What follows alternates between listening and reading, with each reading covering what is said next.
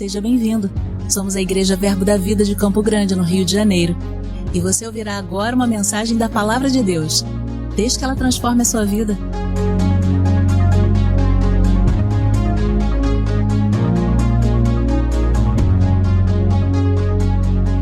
Louvado seja o nome do Senhor. Você está bem? Glória a Deus, queridos. Estamos terminando hoje o mês de agosto. E com ele, terminando também a inspiração que o pastor teve, não é? Para esse tema desse mês. E reservamos para esse último culto a questão da especial comunhão e a parte que me cabe, né? O quinhão que me cabe. Ide e fazei discípulos. E eu queria passear com você um pouco na Bíblia sobre isso. Eu ainda preciso que melhore um pouquinho aqui o meu som, está meio aberto demais aqui para mim. Você pode abrir aí a sua Bíblia, por gentileza, num versículo que você deve saber de cor, irmão. Glória a Deus. Deus é bom. Você está pronto para receber a palavra do Senhor? Glória a Deus. Abre comigo, por gentileza, lá no Evangelho de Mateus. Evangelho de Mateus, lá no finalzinho. Evangelho de Mateus, capítulo 28, versículo 18. Posso ler? Você achou? Diz o seguinte, eu vou ler na King James.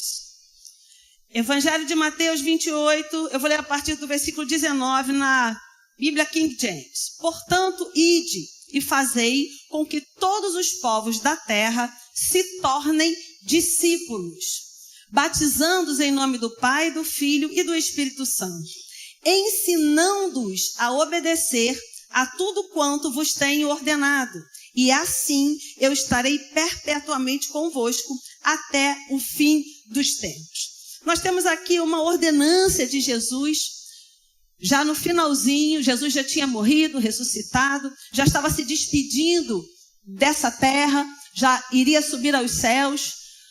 E ele dá uma ordem, ele dá um comando para a sua igreja. E ele diz, ide e fazei discípulos. E sabe, queridos, são dois comandos separados. O primeiro é o ide e o segundo é fazei discípulo. Ide e apresentar as características do reino de Deus. E depois que nós apresentamos essas características, depois que nós vamos, nós fazemos discípulos. São dois momentos distintos. Um evangelista diria, o que importa é o ir, o que importa é pregar salvação. Isso é o que importa. Já o pastor vai dizer, o que importa é fazer discípulo, é ensinar, é treinar, é habilitar. Mas sabe que as duas coisas são importantes? Tanto o ide quanto o fazei discípulo. E nós estamos olhando para isso. E quando nós entendemos o que isso significa, quando nós percebemos que é um modo de Deus agir. E quando a gente vai lá para Gênesis, logo no capítulo 1 de Gênesis, depois que Deus cria o homem e a mulher, depois que Deus cria a primeira família, Deus diz o seguinte, que eles deveriam se multiplicar e encher a terra. Quando vem o dilúvio, Noé embarca na arca com a sua família, com os animais. E quando Noé sai da arca, quando já estava tudo seco, Deus dá o mesmo comando para Noé. Deus fala a mesma coisa. Ide, enchei a terra, multiplicai. Nesses 3 episódios, vamos dizer assim, não é? Tanto em Gênesis, como lá, tanto em Adão e Eva, como em Noé, como Jesus. Na verdade, o que Deus estava desejoso que acontecesse e o que Ele nos convoca para fazer é espalhe o meu estilo de vida sobre a terra. Adão e Eva espalhariam o estilo de vida de Deus sobre a terra. Noé e a sua família espalhariam o estilo de Deus sobre a terra. E nós, como sua igreja, também fomos convocados para espalhar o estilo de vida de Deus sobre a terra. Então, o ide, o fazer discípulo, claro, tem todo o condão da salvação, tem todo o proclamar, tirar a pessoa do engano das trevas, das garras de Satanás, e trazer essa pessoa para Cristo Jesus. Mas também, queridos, uma vez que eu recebi Jesus como Senhor e Salvador da minha vida, e uma vez que eu, a partir disso, eu estou sendo discipulada, eu estou sendo treinada, eu estou sendo capacitada, eu estou sendo ensinada nas leis do Senhor, eu vou automaticamente espalhar o estilo de vida de Deus sobre a terra. Porque a Bíblia diz, aquele que rouba, não rouba mais. Aquele que mentia, não minta mais. Então, o estilo de vida de Deus, ele começa a ser espalhado sobre a terra através dos seus discípulos. E Jesus, ele nos deu esse exemplo quando ele estava no seu ministério terreno. Ele não fez tudo sozinho. E aí eu fico pensando, será que Deus não poderia fazer tudo sozinho? Sempre, queridos. A gente sempre tem que pensar que Deus poderia fazer tudo sozinho. Ele pode fazer tudo. Mas Ele nos chama como uma equipe para trabalhar junto com Ele. Deus é Deus. E eu sempre gosto de lembrar que ainda que Ele não tivesse criado absolutamente nada, Ele continuaria sendo Deus. Então, Ele nos cria e Ele também nos chama para trabalharmos com Ele, para operarmos nessa terra juntamente com Ele. E mais do que isso, Ele também está contando com cada um de nós.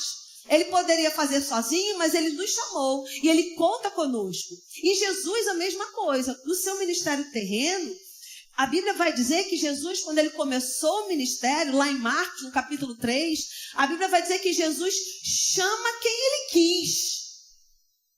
Ele chamou quem Ele quis.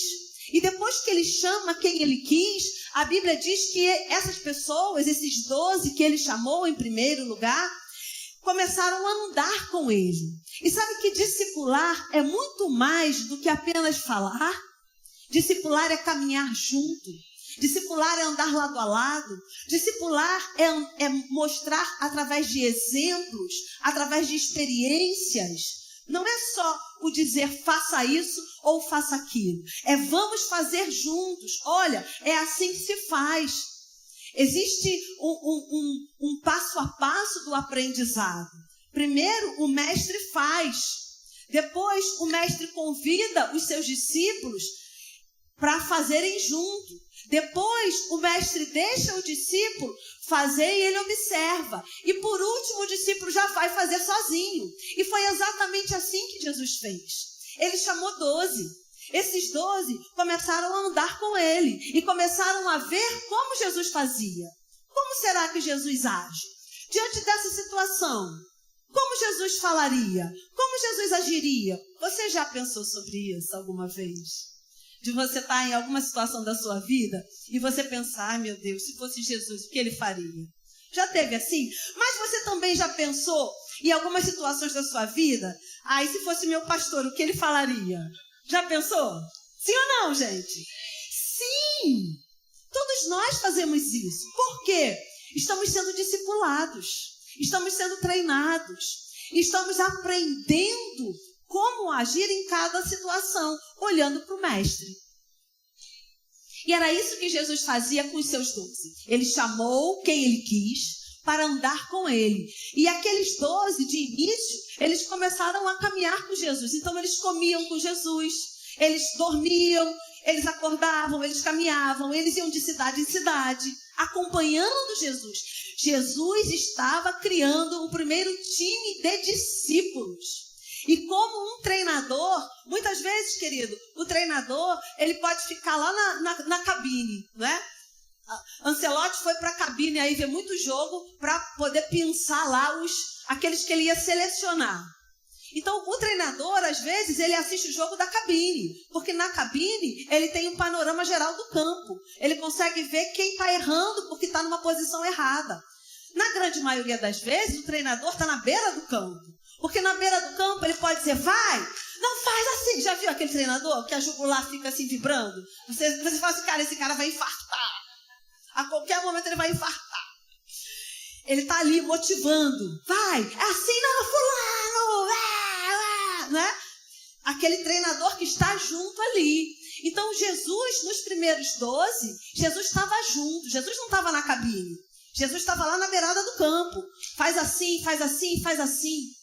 Só que depois que esses 12 entenderam como funcionava e como eles deveriam caminhar espalhando o estilo de vida de Deus sobre a terra, aí a coisa começa a ficar mais desafiadora. Aí agora eles já não estavam mais olhando o que o mestre fazia. Eu ainda estou instalando, meu povo. Eles não estavam mais olhando o que o mestre fazia. Mas aí agora o mestre faz o seguinte: agora vocês vão. Vou separar vocês de 2 em 2. E vocês vão, e quando vocês voltarem, vocês me trazem um relatório do que aconteceu. Você lembra disso?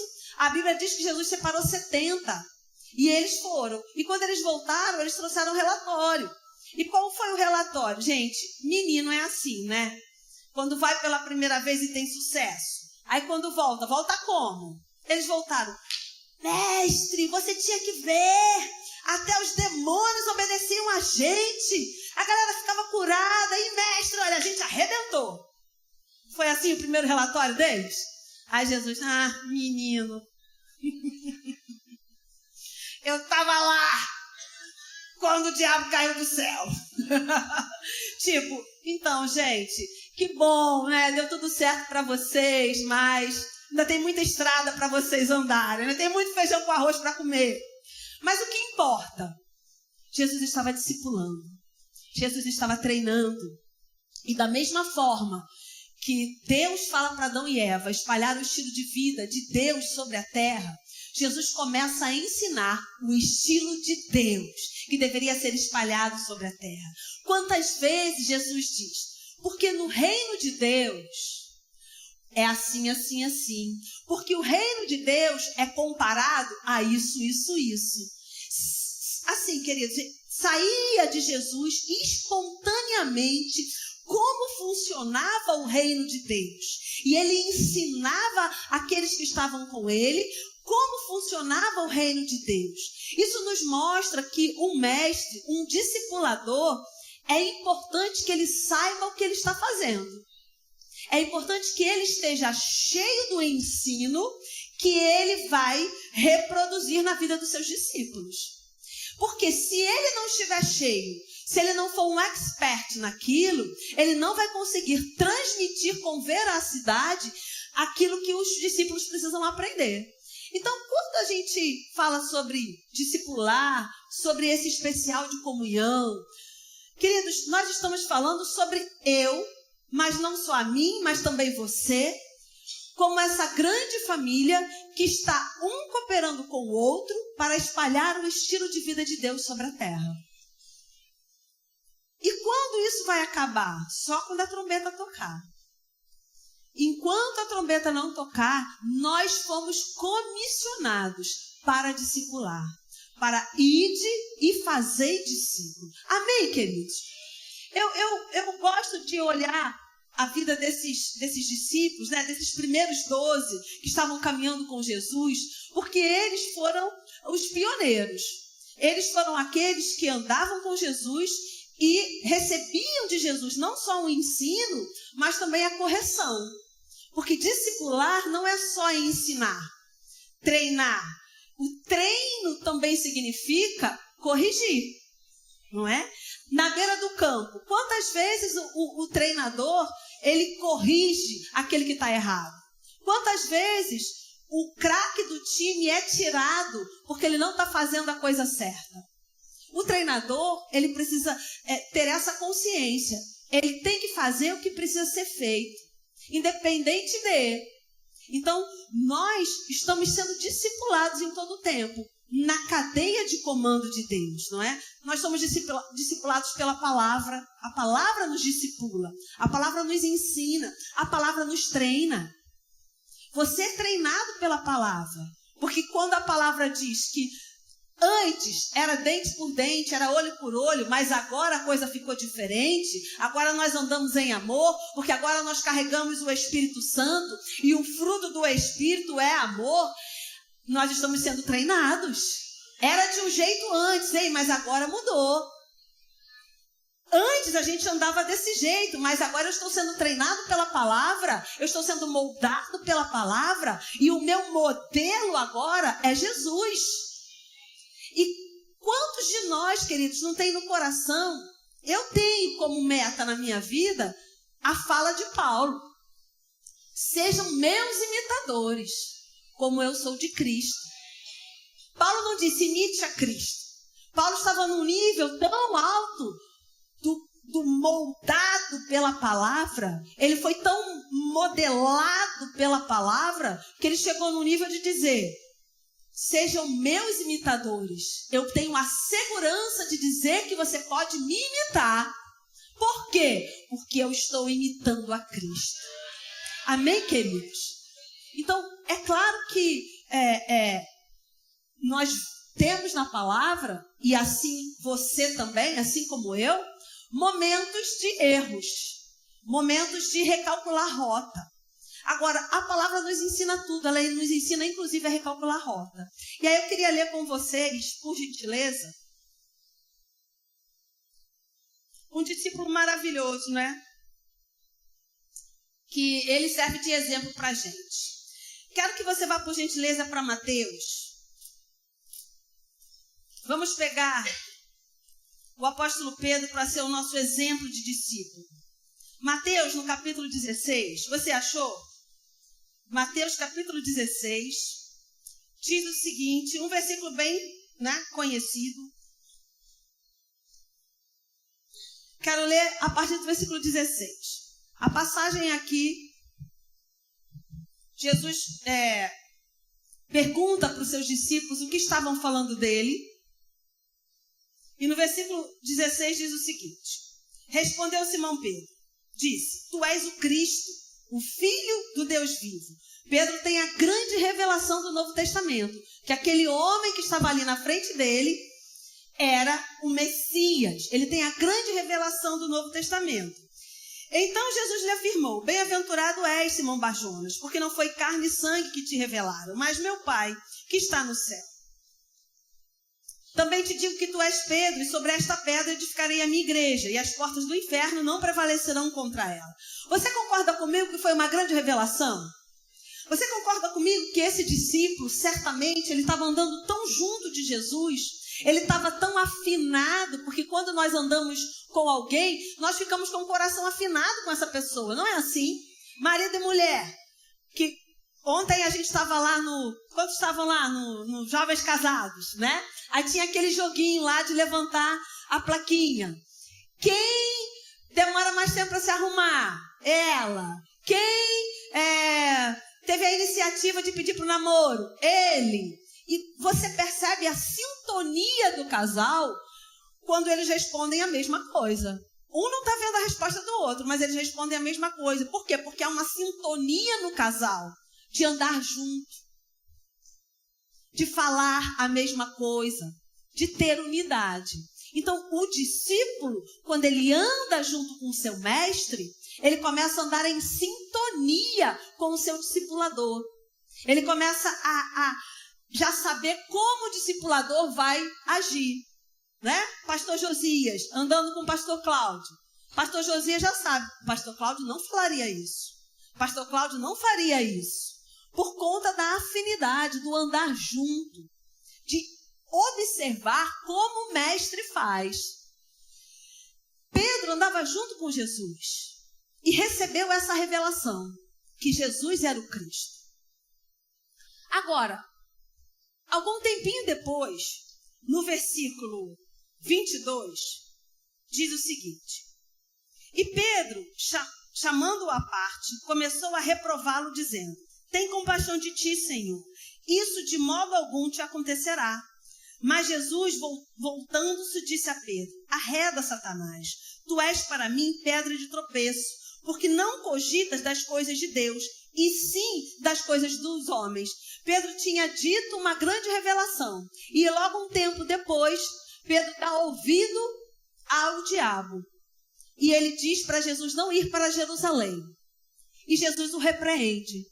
Sabe, queridos, discípulo para ser forjado, ele vai ser repreendido. E o discipulador, para fazer um bom time, ele precisa repreender, precisa ensinar, precisa treinar, mas também precisa corrigir.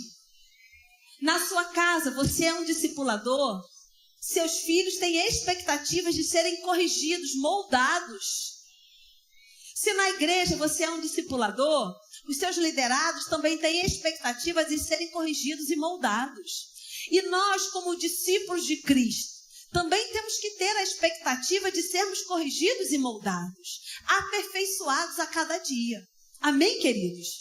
Então, quando nós olhamos para um discipulador, nós olhamos para alguém que está do nosso lado, está nos treinando para nós avançarmos e para que, não é como dizem por aí, para que você seja a melhor versão de si mesmo, para que você possa atender ao chamado que Deus tem na sua vida, para que você possa correr a sua carreira com leveza, para que você possa alcançar o alvo, apesar das dificuldades da vida. Porque Pedro, ele levou uma correção de Jesus, e foi uma correção séria, gente. Imagina você estar lá na roda, você e todos os seus amigos que estão sendo discipulados junto com você. E aí você comete um erro. E ali mesmo, na frente de todo mundo, o seu discipulador diz que você está possuído. A reda de Satanás. Não é bom de ouvir. Agora, isso fez Pedro parar? Isso fez Pedro parar? Não fez Pedro parar. E aí eu vou perguntar para você, o que será que está nos parando? O que será que está impedindo a nossa caminhada? Errar a gente vai. Agora, a gente não pode parar para jogar pedra em todo cachorro que começa a latir para a gente na rua. Porque senão a gente não vai chegar no alvo, a gente não vai chegar no destino. Sabe, queridos, muitos cachorros vão estar na nossa caminhada latindo para a gente. Tem muito vira-lata no meio da rua, latindo para a gente. Mas se cada um deles latir e a gente parar para tacar pedra, a gente não vai chegar no destino. E sabe qual é a expectativa do coração de Deus? Que você chegue ao destino. Que você alcance, como o apóstolo Paulo fala, o prêmio da soberana vocação em Cristo Jesus. Muita coisa, queridos, pode acontecer na nossa caminhada para nos parar. Você acha que o que Pedro ouviu foi confortável? Não. O que você vai ouvir do seu discipulador nem sempre vai ser confortável. O que você vai ouvir da palavra nem sempre vai ser confortável. Agora, se todas as vezes que nós erramos, que vamos ouvir uma correção e vamos dar marcha ré, a gente não vai chegar nunca. A gente vai ficar parado como carro atolado. E sabe por que tem muita gente parada com o carro atolado? Porque não compreendeu isso. Não compreendeu que todas as vezes que nós estamos fazendo algo e que a correção vem, não é para a gente parar, pelo contrário, é para a gente avançar ainda com mais velocidade. É para tirar as cracas do navio. Porque aquelas cracas que ficam no fundo do navio, no casco do navio, elas impedem o navio de andar com velocidade. De tempos em tempos, precisa tirar aquelas cracas. Sabe, queridos, eu não sei se você já percebeu que o nadador, ele se depila. Por quê? Sabia que o pelo no corpo pode atrasar? E ele pode perder uma medalha de ouro por conta do pelo do corpo? Sabe que eles usam agora aqueles macacões para diminuir o atrito da água? Porque assim eles conseguem ir com mais velocidade? Queridos, como diz o apóstolo Paulo, se um atleta, ele não perde tempo, se um atleta, ele está lutando para um prêmio corruptível, que hoje ele ganha, mas na Olimpíada seguinte ele pode não ganhar. Se um atleta se dedica tanto a isso, fica sem sair, fica sem se divertir muitas vezes, porque está recluso, treinando, aperfeiçoando, exausto muitas vezes, para um prêmio natural. Por que nós, que temos algo que a traça não corrói, que temos um lugar que o outro irmão não vai sentar porque está escrito o nosso nome lá, por que nós temos um galardão nos esperando na eternidade? E por que será que estamos ficando paralisados porque o cachorro latiu no meio da rua para a gente? Eita, Jeová! Pedro não parou. E olha que essa não foi a única vez. Pedro, né? Pedro sendo Pedro. E aí eu quero ler com você mais uma vez uma situação de Pedro. Você está em Mateus, eu quero que você, por gentileza, vá para Marcos. Marcos, capítulo 14. Glória a Deus. Deus é bom, amém, queridos? Você já está no grupo de discipulado? Ô, glória! Que bom que você está no grupo de discipulado. Marcos 14 diz o seguinte, você achou? Posso ler, versículo 27? Diz o seguinte, então lhes disse Jesus, todos vós vos escandalizareis, porque está escrito, ferirei o pastor e as ovelhas ficarão dispersas. Mas depois da minha ressurreição, irei adiante de vós para a Galileia. Disse-lhe Pedro, ainda que todos se escandalizem, eu jamais. Respondeu-lhe Jesus, em verdade te digo que hoje, nesta noite, antes de 2 vezes cante o galo, tu me negarás 3 vezes. Mas ele insistia com mais veemência, ainda que me seja necessário morrer contigo, de nenhum modo te negarei. Assim disseram todos. Você entendeu o que estava acontecendo aqui? Pedro diz que não vai negar Jesus. Pedro jura com o rabanete na mão, eu não vou negar. Ainda que todo mundo negue, ainda que todo mundo abandone, eu não vou negar, eu não vou abandonar. Estou contigo, estamos juntos, estou colado. Nada vai me descolar. Essa era a fala de Pedro. Mas olha que coisa interessante, vira aí. 66, versículo 66. Diz o seguinte, estando Pedro embaixo do pátio, veio uma das criadas do sumo sacerdote. E vendo Pedro, que se aquietava, fixou-se e disse, tu também estavas com Jesus, o Nazareno. Mas ele negou, dizendo, não conheço, nem compreendo o que dizes. E saiu para o alpendre. E o galo cantou. E a criada, vendo-o, tornou a dizer aos circunstantes, este é um deles. Mas ele outra vez o negou. E aí o que aconteceu? Aconteceu exatamente aquilo que Jesus falou que ia acontecer. Pedro negou Jesus. Então agora vamos lá. 3 anos e meio andando com o mestre. Comendo, acordando, caminhando, vendo Jesus discipular, vendo Jesus corrigir. Ele mesmo já tinha sido corrigido. Sabendo tudo o que ia acontecer, porque ele também era um judeu, ele conhecia das escrituras. Sabia tudo o que ia acontecer. E mesmo assim, Jesus fala para ele, Pedro, põe o pé no freio aí, porque você vai me negar. E ele diz que não nego, estou junto. E logo depois, Pedro nega a Cristo. Sabe, queridos, eu não sei se a gente suportaria isso. Será que você suportaria? A Bíblia diz numa outra passagem que Pedro entrou em prantos e ele começou a chorar por negar Jesus. E Jesus é crucificado, Jesus é morto e Jesus ressuscita. E eu acho bem interessante, queridos, que quando Jesus ressuscita, digo eu, não as escrituras, que Jesus ficou pensando em Pedro, aquele meu discípulo que andou comigo, que viu tudo, que eu ensinei, eu discipulei, que estava o tempo todo aqui. Aquele meu discípulo que eu disse que ele ia me negar e ele disse que não, ele me negou.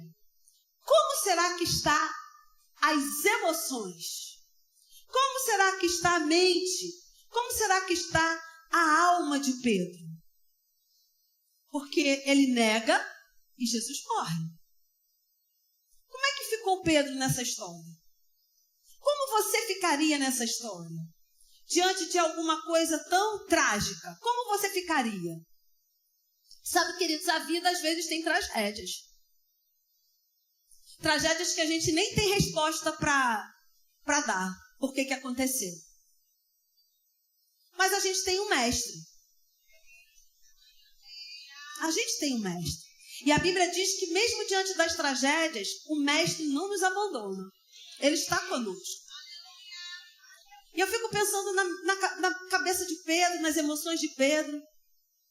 Pedro foi um dos 12, um dos primeiros a serem discipulados por Jesus. E na hora crucial crucial, Pedro nega a Jesus. E penso eu, não é? Que Jesus foi para a cruz pensando em Pedro. E agora? Como é que está Pedro? Como Pedro vai ficar depois que eu morrer? Será que ele vai se perdoar? Será que ele vai continuar? Ou será que isso foi tão impactante para Pedro que isso vai paralisá-lo? Quantas coisas já foram impactantes na sua vida e que já tentaram te paralisar? Para que você não seja um discípulo de Cristo, para que você não faça discípulo, para que você não corra a sua carreira, para que você não continue a sonhar. Quantas coisas já foram tão impactantes? E eu acho bem interessante, e eu quero ler com você, capítulo 16 agora. Capítulo 16, no versículo 7, Jesus morre, Jesus ressuscita. E olha que coisa extraordinária acontece aqui. A partir do versículo 5 do capítulo 16 de Marcos. Entrando no túmulo, viram um jovem assentado ao lado direito, vestido de branco, e ficaram surpreendidas e atemorizadas. Ele, porém, lhes disse: não vos aterrorizeis, buscai a Jesus o Nazareno, que foi crucificado. Ele ressuscitou, não está mais aqui. Vede o lugar onde o tinham posto. Mas ide, dizei a seus discípulos e a Pedro, que ele vai adiante de vós para a Galileia. Sabe, queridos, por que será que o anjo não falou? Ide avisar o discípulo, avisa João, avisa Mateus. Por que será Pedro? Avisa seus discípulos. Já estaria bom, não estaria? Avisa todo mundo, avisa seus discípulos. Mas olha o cuidado. Avisa aos discípulos. É a Pedro.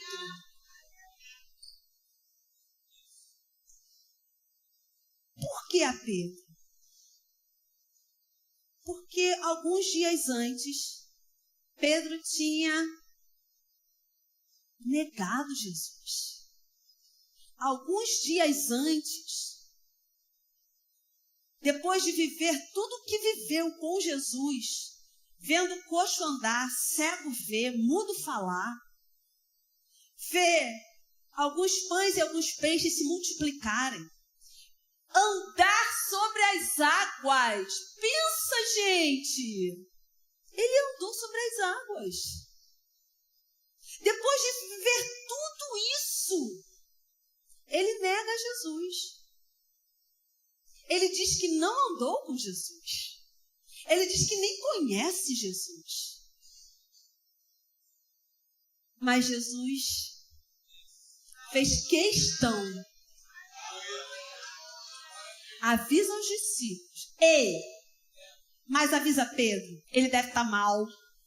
Ele deve estar querendo desistir. Ele deve estar achando que não vale a pena. Ele deve estar num lugar chorando, se martirizando. Mas ei, avisa Pedro que eu estou contando com ele, que eu não desisti dele, que ele é um discípulo poderoso, que ele vai fazer grandes coisas. Avisa Pedro que ele é testemunha ocular de tudo que está acontecendo. Avisa Pedro que ele vai fazer discípulos, que ele vai espalhar o meu estilo de vida sobre a terra. Ele avisa Pedro que o fato dele ter me negado, dele ter caído, dele ter desistido em algum momento, dele ter enfraquecido, dele ter ficado com vergonha. Avisa ele pelo fato de talvez não ter dado certo. Nada disso vai impedir o que eu tenho para a vida dele. Nada disso vai fazer com que eu desista dele. Nada disso vai fazer com que o dom e talento que está sobre ele não vai entrar em operação. Esse é o mestre verdadeiro, que estende a mão para tirar você de lá, que não desiste de você, que mesmo você errando, ele está lá junto com você. O Senhor Jesus está dizendo isso para você essa noite. Você foi colocado nessa terra para espalhar o meu estilo de vida. para as pessoas olharem para você e ver uma referência, para as pessoas olharem para você e ver Jesus, olharem para você e ver a palavra. Como tanta gente já disse por aí, talvez você seja a Bíblia que alguém vai ler. Você foi colocado para isso, para refletir o caráter de Deus, para refletir Cristo. Enquanto você vive, porque casar, estudar, trabalhar, tudo isso faz parte. Mas não é nada disso que te move, ou pelo menos não deve ser. Porque nada disso tem peso de eternidade. O que te move deve ter peso de eternidade. Porque senão, queridos, não vai valer a pena.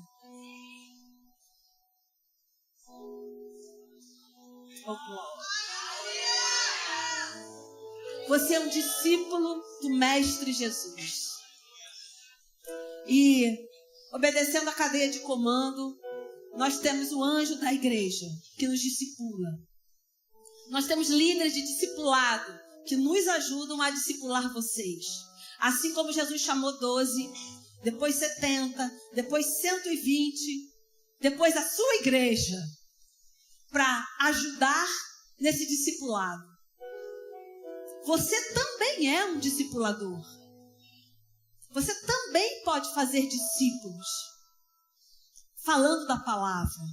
Agora, ninguém vai fazer discípulo se não entender que Jesus está dizendo para você: eu estou vivo, eu ressuscitei. Avisa lá a Cris, a Antônio, a Maria, a José, a Simone, a Flávia. Avisa lá que eu estou contando com eles. Amém, querido? Você pode ficar de pé. O Ministério de Música pode nos ajudar. Eu quero fazer um convite para você essa noite.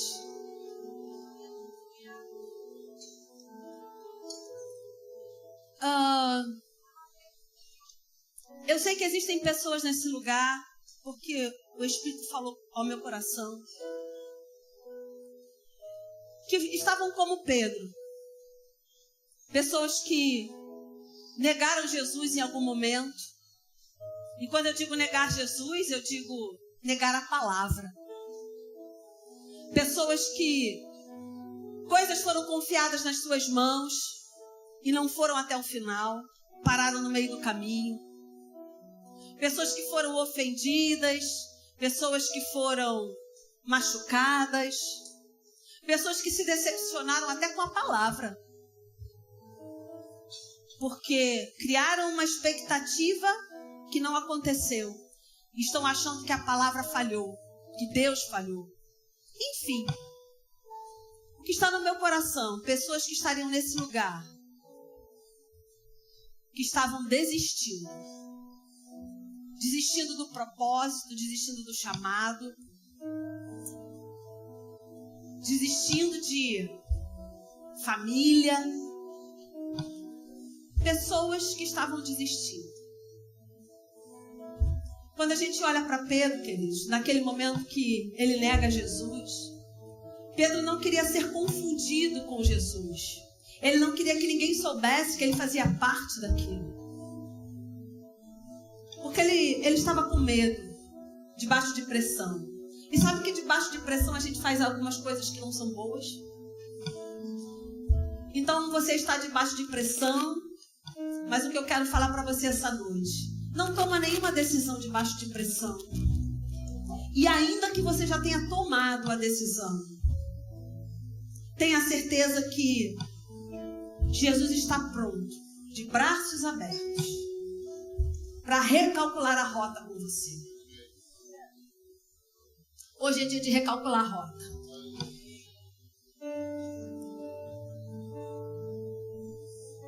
O anjo falou: avisa todo mundo lá, mas em particular, tenha cuidado com Pedro. Ele deve estar abatido, ele deve estar se culpando, ele deve estar entristecido, Ele deve estar achando que nada mais vale a pena. Ele deve estar achando que Jesus nem vai mais contar com ele. Avisa ele que eu ressuscitei. E que eu estou contando com ele. E que o que eu combinei com ele está combinado. E a unção que está sobre a vida dele é para fazer grandes coisas. Se você está aqui, a gente pode cantar aquela que você cantou. Jesus. Jesus está aqui. Quando Jesus escreve, João inspirado, escreve a carta às igrejas, a Bíblia diz que Jesus é o candeeiro. E o candeeiro está no meio das igrejas. Jesus está no meio da sua igreja. Ele está aqui hoje dizendo para você o seu nome. E dizendo para você, eu ressuscitei. Tem uma nova história. Tem um novo tempo. Quando eu te chamei, lembra, Pedro? Lá atrás. Eu escolhi. A Bíblia diz que Jesus escolheu aqueles que iam andar com ele. Ele poderia não ter escolhido Pedro, mas ele escolheu. E ele também te escolheu. Te ungiu. Está falando para você hoje, não é hora de desistir. É hora de avançar. Amém? Enquanto o Ministério de Música vai ministrar esse louvor, é você e o Senhor. Quero que você fale com Ele, abra seu coração, peça perdão se tiver que pedir. Se você o negou, peça perdão. Hoje é dia de você fazer o acerto com o Senhor. Amém? Oh, glória. Aleluia. Obrigado, Pai.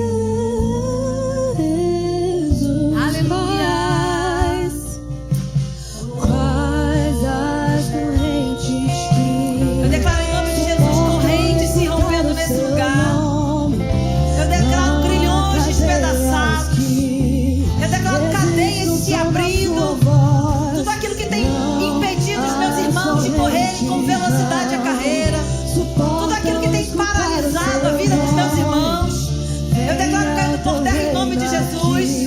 Todo engano, toda mentira, todo sofisma, nós derrubamos pelo poder da palavra.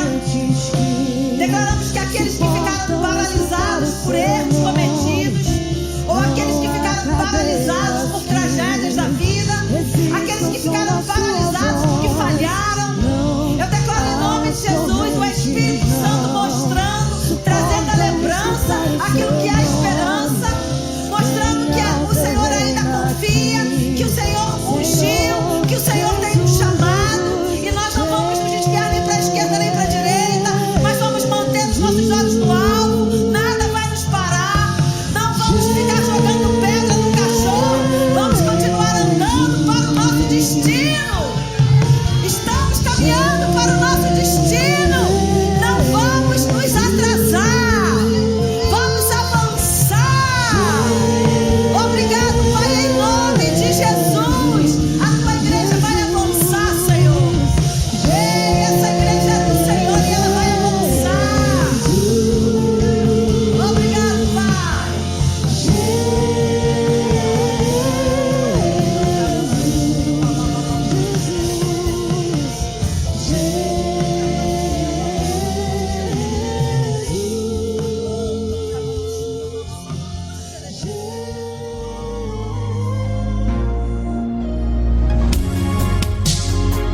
Ouça outras ministrações em nosso site verbodavida.com/Campo Grande RJ. Nos acompanhe também em nossas redes sociais, Facebook, Instagram e YouTube.